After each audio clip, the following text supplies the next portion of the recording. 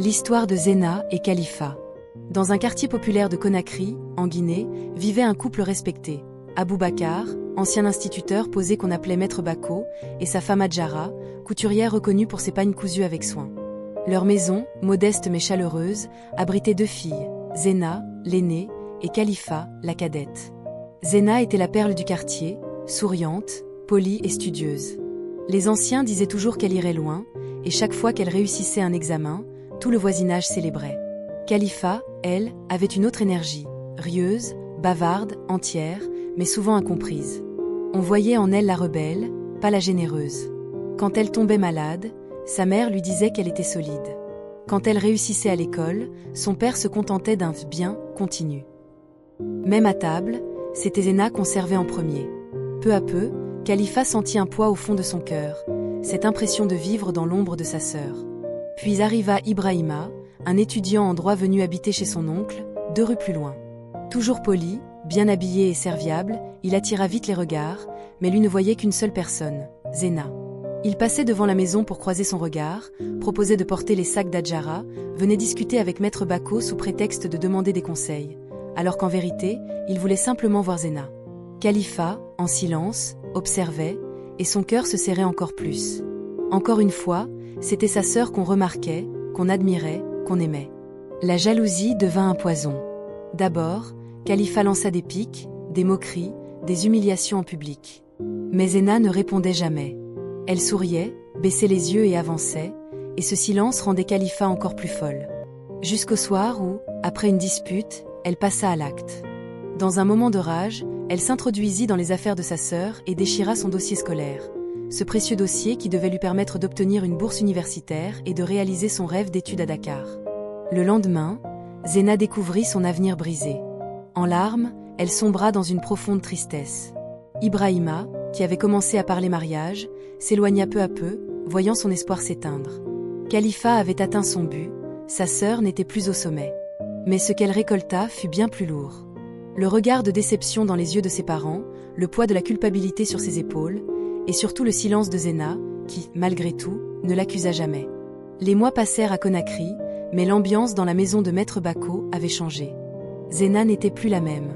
Elle restait souvent enfermée dans sa chambre, son sourire effacé, ses cahiers abandonnés dans un coin.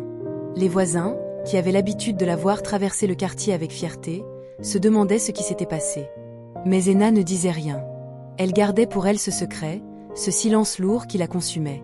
Khalifa, elle, portait chaque jour un fardeau invisible. Ses parents ne savaient pas que c'était elle. Pourtant, Aboubacar et Adjara sentaient la distance entre leurs filles, mais ils ne comprenaient pas la profondeur du drame. Khalifa voyait sa sœur dépérir, et plus Zena se taisait, plus la culpabilité lui déchirait le cœur. Un soir, alors qu'elle était assise seule dans la cour, sa mère vint la rejoindre. Adjara posa une main sur son épaule et dit doucement « Khalifa, tu dois prendre soin de ta sœur. Elle est fragile en ce moment. Toi, tu es forte, tu peux l'aider à se relever. » Ces mots résonnèrent comme une gifle. Khalifa sentit ses yeux brûler, mais elle n'osa rien dire. Pendant ce temps, Ibrahima avait pris ses distances. Pourtant, au fond, il n'avait pas cessé de penser à Zena. Il venait parfois jusqu'à la rue où elle habitait, mais repartait sans avoir le courage de sonner. Le temps éteignait peu à peu cette flamme naissante. Un jour, Aboubacar reçut une lettre officielle. La bourse de Zena avait été définitivement attribuée à un autre élève. La maison plongea dans le silence. Zena s'enferma dans sa chambre, refusant de manger. Adjara, désespérée, priait chaque soir en demandant à Dieu de rendre la lumière à sa fille. Khalifa, elle, ne dormait plus. Les nuits, elle entendait dans ses rêves la voix de Zena l'appeler doucement « Ma sœur ». Pourquoi ? Elle se réveillait en sursaut, en sueur, le cœur battant. Elle commença à s'éloigner des amis du quartier, à éviter les regards, à passer ses journées assises sous le grand manguier, seule avec ses remords. Les semaines se transformèrent en années. Zena finit par accepter son sort. Elle se mit à aider sa mère dans son atelier de couture, ses mains fines cousant les pagnes avec patience. Mais dans ses yeux, il n'y avait plus la même lumière. Un soir, alors qu'elles étaient seules, Zena regarda Khalifa et lui dit d'une voix calme « Tu sais, petite sœur, la vie ne nous donne pas toujours ce qu'on mérite. Mais même quand on nous arrache nos rêves, il faut rester debout. » Khalifa sentit ses larmes couler, mais elle se retourna pour les cacher. Elle comprit que sa sœur savait, qu'elle avait toujours su, mais qu'elle avait choisi de se taire. Ce silence, plus lourd que n'importe quel cri, fut la vraie punition de Khalifa. Les années suivantes, Zena se maria avec un homme modeste, un chauffeur de taxi, et fonda une petite famille. Khalifa, elle, resta à la maison, incapable de trouver sa place. Chaque fois qu'elle voyait Henna porter son enfant dans ses bras, elle se souvenait du dossier qu'elle avait détruit et de l'avenir qu'elle avait brisé. Et chaque nuit, avant de dormir, elle murmurait dans le noir. « Pardonne-moi, grande sœur, pardonne-moi. » Mais Henna, fidèle à son silence, ne répondit jamais. Les années passèrent encore. Le temps changea la maison. Aboubakar mourut, et Hadjara, vieillie, ne trouvait de force que dans la prière. Zena, désormais mère de famille, menait une vie modeste avec son mari chauffeur. Sa santé, pourtant, s'affaiblit brutalement. Une fièvre persistante la cloua au lit, et malgré les allers-retours à l'hôpital, elle ne retrouva pas la force. Khalifa veillait jour et nuit. Chaque respiration courte de sa sœur lui rappelait son crime.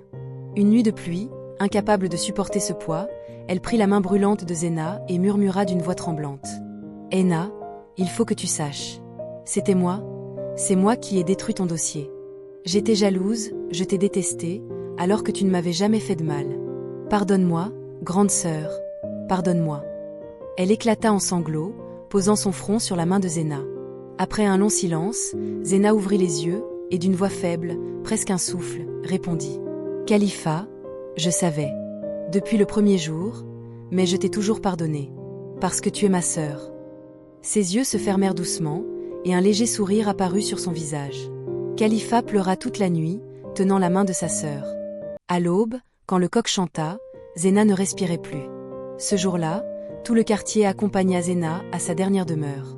Les femmes pleuraient, les hommes priaient, mais la plus effondrée de toutes, ce fut Khalifa.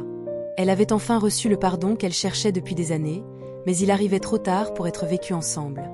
Et désormais, son fardeau n'était plus seulement la culpabilité, mais l'absence irréversible de celle qu'elle avait détruite par jalousie. Abonne-toi à ma chaîne pour plus de belles histoires.